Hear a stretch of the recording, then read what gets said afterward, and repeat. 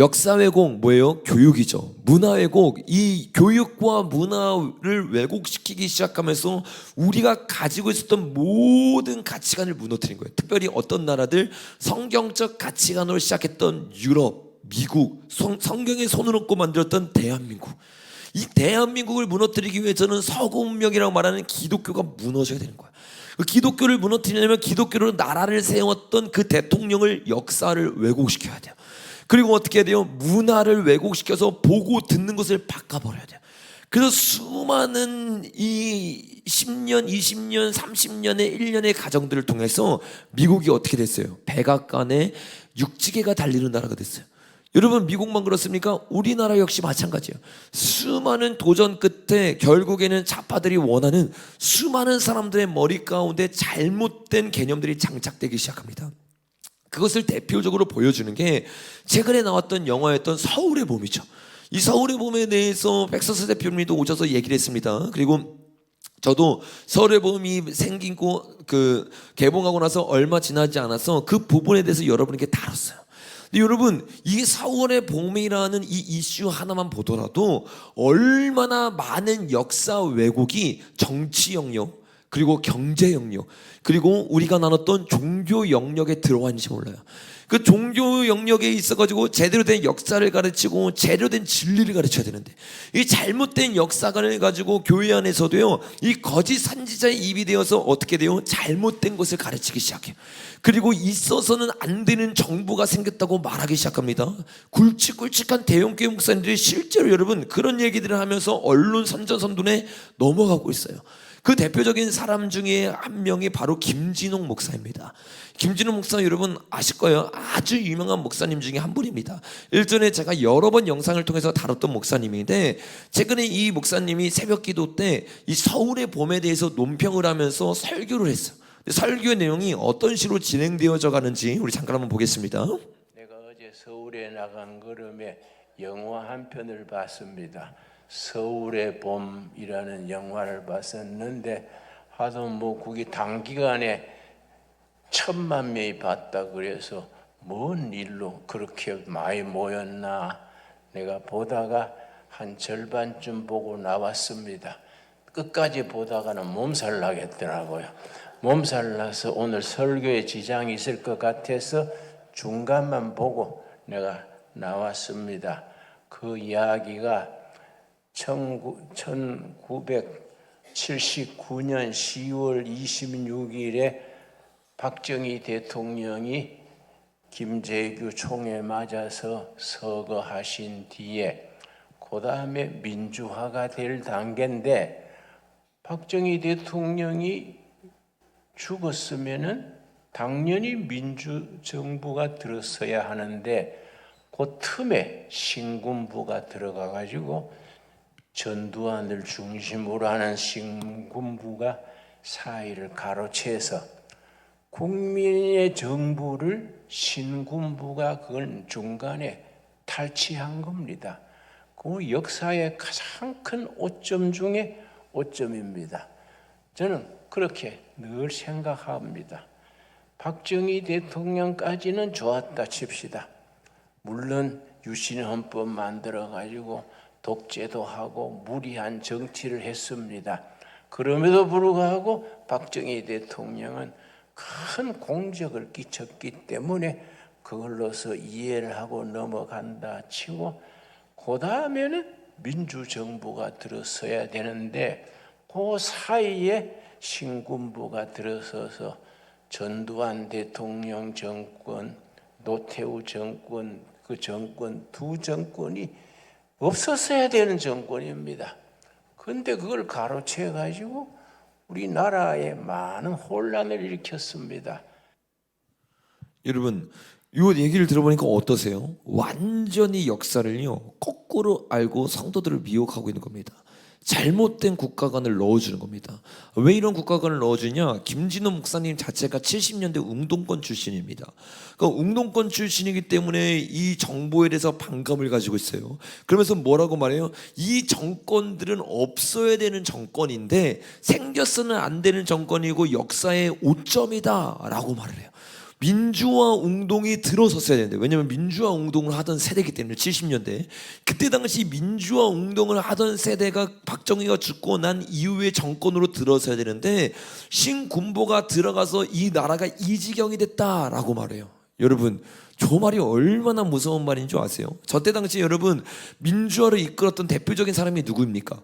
김대중입니다. 그리고 그 김대중이 저때 당시에 원래 박정희 다음 대통령의 대통령 후보였어요. 대통령이 돼야 되는 사람이 누구라고 말하고 있는 거예요? 김대중이라고 말하고 있는 거예요. 여러분, 김대중이 저때 당시에 대통령이 되잖아요. 우리나라 북한이 넘어갔습니다. 실제예요. 여러분, 실제로 그 다음 장면에 보니까 박정희 전 대통령이 서거하고 나서 북한이 뭘 준비했어요? 전쟁을 준비했어요. 왜? 박 대통령 같이 카리스마 있고 미국과 함께하면서 경제 성장을 일으키면서 무기를 만들고 있는 이 대통령이 딱 죽고 나니까 대한민국의 리더십이 딱 사라지잖아요. 리더십이 사라지고 그 다음에 자기랑 친한 이 김대중 같은 사람들이 그 다음 대통령이 될까 말까 하는 찰나에 정계가 혼돈이 돼 있을 때 딱 대한민국을 치려고 그랬어요. 여러분, 이때요 박정희 대통령 뒤를 잃어서 그 카리스마가 있었던 이 전두환이 딱 잡지 않잖아요. 그러면요 이 대한민국 위기 가운데 넘어갈 가능성이 굉장히 큽니다. 그리고 우리가 역사를 통해서 배웠던 것처럼 전두환 대통령이 쿠데타를 일으킨 게 아닙니다. 12.12 사태는 여러분 쿠데타가 아니에요. 뭐라고 했습니까? 10월 26일 날 여러분 누가 죽었어요?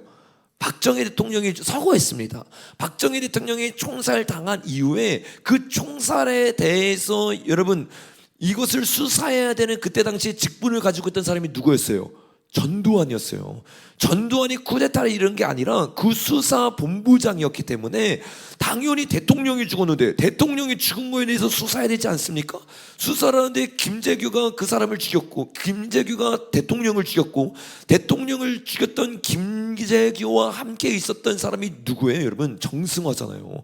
그 당연히 이것에 대해서 잡고 고문을 하고 이 사람이 어떠한 이 같이 박정희를 죽이기 위한 음모를 꾸몄는지를 알아내야 되잖아요. 이거는 여러분 당연히 대통령을 죽인 사람들에 대한 일이 너무 정당화돼서 일어난 일이고 위기의 대한민국 가운데 정권을 탈환하는 굉장히 리더십을 발휘한 훌륭한 일이었습니다. 적어도 이 사건은. 그래서 요 사건으로 말미암아서 쿠데타를 일으켰다? 여러분, 이거는요 완전히 역사가 왜곡되어 있는 거예요. 왜요? 자기가 민주화 운동을 했던 세대로서 그 민주화의 눈으로 뭘 보고 있는 거예요? 정보를 보고 있는 거예요.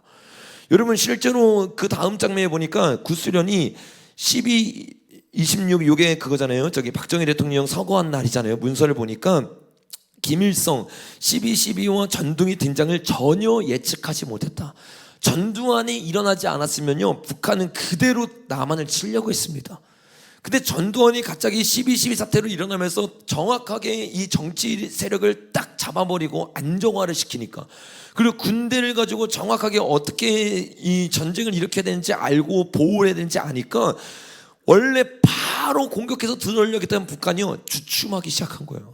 그러니까 여러분, 전두환이 없었고 김대중이 대통령이 했다, 대한민국은요 위기 중에 위기를 맞았을 겁니다. 위기가 아니랑요 진짜로 대한민국이 없었을 수도 있어요. 근데 민주화로 이 나라를 만들 수 있었는데 그거를 실패했다고 안타까워하는 거예요. 여러분, 실제로 그 민주화 정권이 들어서야 된다고 했던 그 정권이 그 후에 들어섰죠. 김대중이 들어섰습니다. 김대중은 언제 죽을 뻔했느냐? 전두환 때 죽을 뻔했어요. 전두환이 김대중의 이 속셈을 다 알고 있으니까 김대중을 처형하려고 했는데 김대중이 미국으로 도망쳤다가 다시 돌아옵니다. 돌아오고 나서 후에 뒤에 어떻게 됩니까? 김영삼 뒤에 김대중이 딱 됐어요. 김대중이요 그 고난의 행군 시기에 가만히 놔두면 북한이 다 죽어요. 그때 여러분, 김대중과 노무현이 몇 억을 보내준 줄 아세요? 8조를 넘는 돈을 북한에게 보내줬습니다. 여러분, 그때 당시 8조면요 말도 안 되는 어마어마한 돈입니다. 이 돈을 보내줬더니 300만 명이 안 굶어 죽었습니까? 그대로 굶어 죽었어요. 왜? 그 돈을 거기 안 쓰니까. 그 돈 여러분 어디다 썼어요? 핵 개발하는 데 썼어요. 그 돈 어디 썼어요? 군사력을 키우는 데 썼어요. 그렇게 김대중과 노무현 정권을 통해서 만들어진 모든 무기가 지금 누구를 위협하고 있습니까? 그 다음 장면 보니까 계속해서 올해 들어서 어떻게 합니까? 여러분 여기 있으니까 잘 모르시죠? 지금 전쟁 뉴스가 계속 나옵니다. 계속 나와요. 제가 2023년에 말한 것처럼 지금 전쟁의 가장 최고점으로 올라간 게 2023년 연초입니다. 뭐라고 뉴스가 나옵니까? 김정은이 헌법을 바꿨어요. 북한의 헌법을. 뭐라고 바꿨냐면 전쟁 시에 대한민국 완전 점령해서 공화국으로 편입시킬 거다. 완전히 멸절시킬 것이다. 완전히 하루하루 말도 안 되는 일들을 해나가기 시작하면서 우리를 도발하기 시작하고 미사일을 쏘기 시작하고 모든 전쟁 준비를 다 하고 있습니다. 여러분, 이 전쟁 준비의 돈이 어디서 났다고요? 김대중 정권 때 났다고요. 그런데 뭐라고 말하고 있습니까? 박정희가 죽고 난 이후에 민주화 정권이 들어섰어야 되는데 민주화 정권이 못 들어섰다. 여러분, 역사를 똑바로 봐야 돼요. 그때 그 민주화 정권이 들어왔잖아요. 그러면요, 대한민국 없습니다. 여러분, 이 전두환 대통령에 대해서 말하기 전에 박정희 대통령에 대해서 뭐라고 말해요? 그래도 박정희 대통령은 사가 있지만 공이 커서 인정을 해준다. 여러분, 역사를 우리가 공부해야 되는 이유가 여기에 있어요. 역사 왜곡을 너무 시켜놓으니까 전두환이 공이 얼마나 큰지 몰라요. 여러분, 사람이 다 공이 있고 사가 있잖아요. 다윗도 마찬가지예요. 공이 있어요. 근데 사도 있잖아요. 다 공과 사가 있습니다. 그런데 사는 극대화시켜요. 누구만? 이승만이랑 전두환만. 그리고 공은 어떻게 다 무너뜨려 버려요. 여러분, 이승만이 없었으면 대한민국 없습니다. 근데 그 공은 다 어디 갔어? 이승만이 없으면 교회는 없습니다. 그 공은 다 어디 갔어? 이승만이 없으면 한미동맹 없습니다. 그 공은 다 어디 갔어? 런승만만 남아있어요. 이게 뭐예요? 역사 왜곡을 철저하게 시킨 거예요. 지금 누가 이승만 대통령에 대해서 얘기했을 때 좋아할 세대가 어디 있습니까? 특별히 10대, 20대 중에서. 여러분들이나 이승만 대통령 하면 좋아하지요. 여러분, 밖에 나가서 인터뷰해 보십시오. 이승만 대통령에 대해서 어떻게 생각하는지 물어보십시오. 런승만 걸 거예요. 런승만. 이승만 대통령만 그렇습니까? 전두환도 마찬가지예요.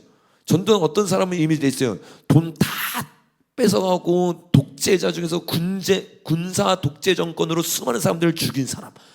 여러분, 과연 전두환이 공이 없습니까?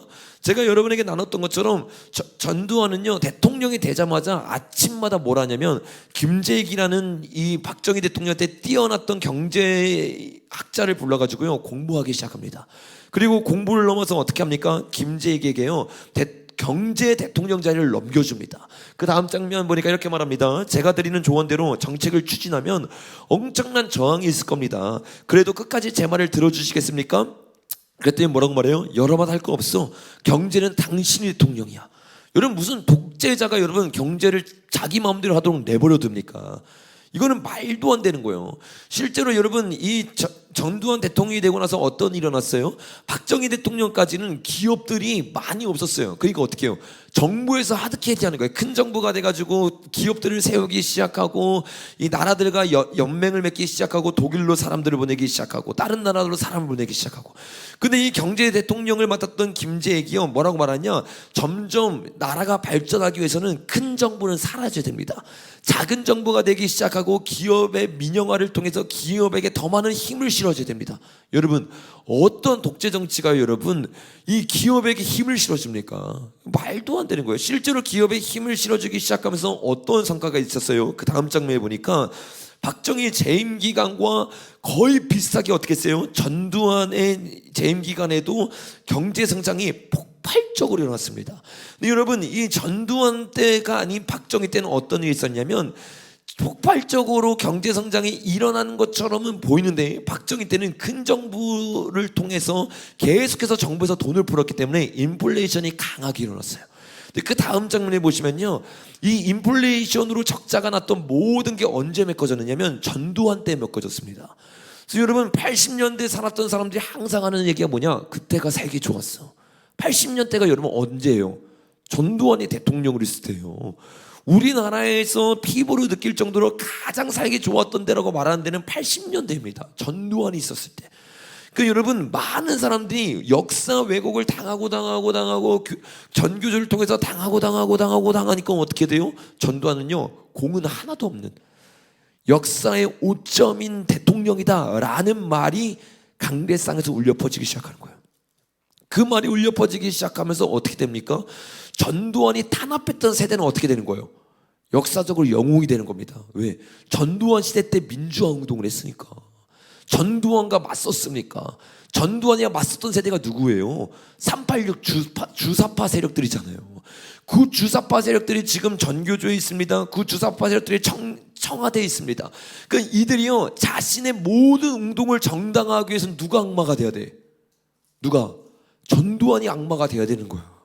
왜? 전두환과 자기가 싸웠으니까. 그러니까 여러분, 지금 모든 언론들과 모든 청와대와 정교조가 하나같이 전두환을 공격하는 이유가 뭐냐? 자기가 했던 모든 사람을 죽였던 일, 자기가 했던 모든 이 운동을 위해서 했던 모든 악한 일들, 그것은 악마와 싸우기 위한 영웅적인 행동이었다.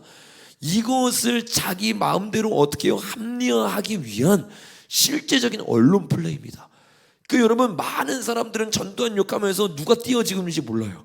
그냥 전두환이 그냥 나쁜 사람인 줄만 알지 몇 년도에 있었고 누구와 싸우는지 몰라요. 여러분, 그들과 싸웠던 세력들이 바로 주사파 세력들이에요. 실제로 전두환 때 여러분 어떤 일들이 일어났다고 했어요? 저번에 봤으니까 이건 빨리빨리 넘어가겠습니다. 연자제가 폐지됐어요. 그 다음 장면에 보니까 해외여행이 원래 우리나라 자유가 아니었습니다. 해외여행이 자유가 됐습니다. 여러분, 머리가 두 발 자유화가 아니었습니다. 독재자가요, 두 발 자유화를 해줬어요. 말이 된다고 생각하세요, 여러분? 두 발 자유를 해줬습니다. 그리고 독재자가 뭘 했냐면 그 다음 장면에 보니까 원래 밤에 사람들이 못 다니도록 야간 금지였습니다. 12시 이후로 밤에 못 돌아다녔어요. 근데 이걸 폐지시켰어요. 여기 유일하게 그때 살았던 사람이 여기 교감쌤이잖아요. 교감쌤, 맞습니까? 안 맞습니까? 맞잖아요. 저 때 모든 자유가 들어갔어요. 아니, 저렇게 자유가 들어갔는데 도대체 뭐가 여러분 독재라는 거예요? 누구에 대한 독재였다는 거예요? 주사파에 대한 독재였다는 거예요. 주사파에 대한. 주사파를 용납 안 하니까 주사파 운동을 했던 사람들이 그 말을 하고 있는 거예요. 여러분, 그 운동권 출신이었던 김진욱 목사가 그 다음에 이어서 이런 말을 하는데, 이 말 여러분 잘 들어보십시오. 얼마나 허구맹랑한 소리이고 역사를 왜곡하는지 잘 들어보세요. 왜냐하면 저는 70년대 운동권입니다. 70년대 운동권과 80년대 운동권은 질적인 차이가 있습니다. 70년대 운동권은 대한민국 헌법이 제시하는 자유민주주의를 이루자, 그 운동권이랬습니다. 70년대 운동권은 순수했습니다. 대한민국 헌법, 민주주의, 자유민주주의를 실천해야 된다. 그걸 위해서 우리 군부 독재에 대해서 시위도 하고 했었는데, 1980년 광주 민중항쟁이 전환점입니다. 신군부가 들어서 정권을 잡고 민주주의를 위해서 광주 시민들이 군사 독재 물러가고 민주주의 해야 된다. 그렇게 시작됐는 광주 민중항쟁인데, 그걸 무력으로 진압을 하면서 운동권이 지하로 들어갔습니다. 지하로 들어간 것까지는 좋았는데, 그 지하로 들어간 후배 운동권들이 북한하고 접촉이 됐습니다. 엉뚱하게 북한하고 접촉이 돼가지고 운동권이 80년대로 들어가서는 주사파로 넘어갔습니다. 김일성 주체 사상이 민족의 희망이다. 엉뚱하게 또라이 같은 소리를 하는 후배들이 나타나서 우리 선배들이 가지고 절실한 마음으로 가서 권면했습니다. 여러분, 그래도 감사한 것은 이 김진욱 목사님이 무엇을 인정하느냐? 80년대 운동권은 주사파 세력인 것에 대해서 인정을 해요. 근데 이게 역사가, 목사님이 너무 오래된 역사다 보니까 계속 착각하면서 언론 선동을 통해서 이 전두환은 나쁜 사람이라는 인식이 있으니까 적용점이 잘못됐어. 왜 적용점이 잘못됐느냐? 지금 이 목사님이 이 말들의 문맥 보면 무슨 말을 하고 있는 거예요? 70년대 운동권은 괜찮았고 80년대 운동권은 주사파였다. 근데 이 70년대 이 운동권 세력들을 탄압하고 했던 게 누구라는 거예요, 지금? 전두환이라는 거잖아요. 전두환이 이렇게 해가지고 지금 이 신군부가 이렇게 됐고 이것이 나쁜 거고 역사의 오점이다. 근데 여러분, 조금만 생각해 보세요. 전두환이 여러분 재임 기간이 언제였어요? 그 다음 장에 보니까 1980년부터 88년까지입니다. 그 여러분 70년대 운동권과 싸웠던 게 누구예요? 전두환이 아니에요. 근데 자기는 70년대 운동권인데 지금 이 전두환을 통해서 탄압을 받았다. 여러분 전두환은요 70년대 운동권과 안 싸웠습니다. 80년대 재임을 했고 80년대 특별히 파리학번이 이 386의 핵심이잖아요. 그들과 싸웠습니다.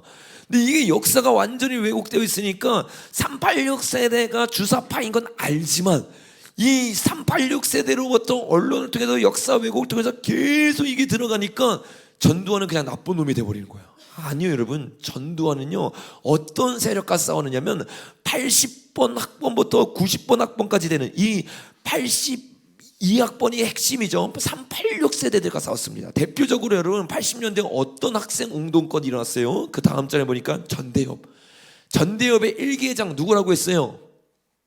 누구야 이 사람? 외워야 돼. 이 사람 얼굴 정도는 알아야 돼. 이인영. 여러분 이인영, 임종석 이런 사람, 임종석 여러분 임수경이를 어디로 보냈어요? 북한으로 보냈어요. 북한. 이 지금 김진우 목사님이 말하는 감사하게 너무 잘 말씀하셨는데 말했던 80년대 운동권 세력들은 지하로 들어가서 북한이랑 연결돼 있어요. 그 북한이랑 연결돼 있는 386과 싸웠던 사람이 전두환이라고. 그러니까 전두환은 여러분 이 386 싸웠다가 북한 사람들과 싸우면서 여러분 저번에도 나눴지만 어떻게 했어요? 암살을 당할 뻔했어요. 암살을. 실제로 김재익이라는 사람은 그 암살 때 죽습니다. 전두환 대통령도 원래 그 자리에 가야 되는데 차가 뭐 고장이 나서 그랬다고 들었던 것 같은데 어떻게 돼요? 그 자리에 못 갔어. 그래서 폭탄이 터져서 거기 27명의 장관들이 죽었어요. 그 정도로 북한이 싫어했던 사람이 전두환입니다. 그리고 386 세력들입니다. 이 세력들이 지금 여러분 뭐가 됐어요? 그 다음 장에 보면 민혁당, 간첩 세력이 됐어요. 간첩 세력들. 이들이 청와대로 들어가잖아요. 그 여러분 이들이 청와대에 들어가고 정치계에 딱 들어가요. 정치계에 들어가자마자 뭐 하는 거예요? 우리가 나왔던 것처럼 문화와 역사를 왜곡시키기 시작하는 거예요. 왜? 자기가 영웅돼야 되니까. 우리는 학생 때 민주화를 위해서 인생을 건 사람이야. 우리는 학생 때 독재 정권을 위해서 목숨을 건 사람이야. 독재 정권과 싸우면서 북한의 말을 들었던 사람들이 그거를 쏙 빼버리고 자기를 탄압했던 사람이 독재자라는 프레임을 통해서 어떻게 돼요? 386의 이론을 대한민국에 정당화시키는 겁니다. 이거는요 굉장히 중요한 부분이에요.